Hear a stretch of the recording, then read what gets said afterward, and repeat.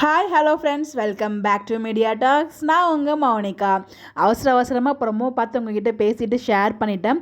ப்ரொமோவில் இந்த விஷயம் எனக்கு ரொம்பவே பிடிச்சிருந்துச்சு. காவேரி பேசினதும் அப்போ நம்ம விஜய் பார்த்திங்கன்னா காவேரி வந்ததுமே எனக்காக நிற்க வந்துட்டா, அதாவது ஏன் காவேரி எனக்காக சப்போர்ட்டுக்கு வந்துட்டா அப்படிங்கிற மாதிரி என்னோட மூஞ்சில் ஒரு அழகான மாற்றம், அந்த அழகாக காமிச்சிருந்தாங்க. அது ரொம்பவே நல்லா இருந்துச்சு. அது எத்தனை பேர் நோட் பண்ணீங்க? ஸோ காவேரி வந்ததுமே விஜயோட அந்த மூஞ்சில் ஒரு ரியாக்ஷன் கொடுத்துருப்பாரு.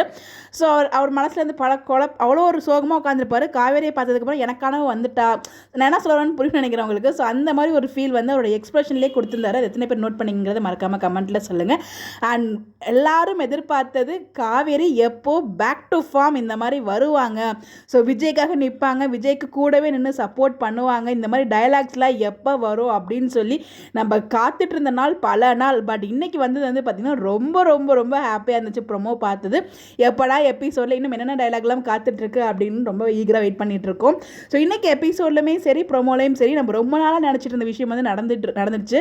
அப்பாடா இப்போயாச்சும் அவங்க பேசினாங்களே அப்படிங்கிற மாதிரி காவேரி மனம் திறந்து இன்னைக்கு பேசினது ரொம்பவே சந்தோஷமாக இருந்துச்சு. மனம் திறந்துங்கிறத விட விஜய்க்காக சப்போர்ட் பண்ணி பேசினாங்க பாருங்கள்.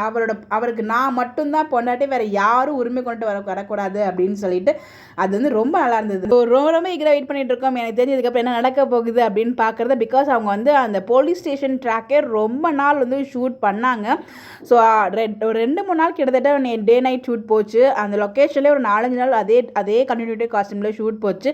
அப்படி என்ன தான் ஷூட் பண்ணியிருக்காங்க நமக்கு எக்ஸாக்டாக தெரியல. ஸோ ஆனால் பரபரப்பான ஒரு கதைக்கள் மட்டும் ரொம்பவே நல்லா புரியுது. ரொம்ப அழகாக மேக் பண்ணியிருக்காங்கன்னு தான் நான் சொல்வேன். டைலாக்ஸ் விஜயுமே பார்த்தீங்கன்னா ரொம்ப நாளாக எப்போ கேட்பான்னு நினச்சிட்டு இருந்தோம்.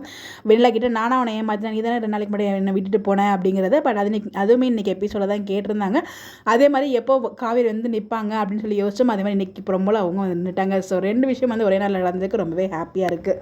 இதை பற்றி நீங்கள் என்ன நினைக்கிறீங்க அப்படின்னு சொல்லி உங்களோட பாயிண்ட் ஆஃப் வியூவையும் மறக்காமல் கமெண்ட்டில் ஷேர் பண்ணுங்கள். இந்த மாதிரி அப்டேட் தெரிஞ்சுக்க நம்மளோட சேனலை ஃபாலோ பண்ணிக்கோங்க. Bye bye.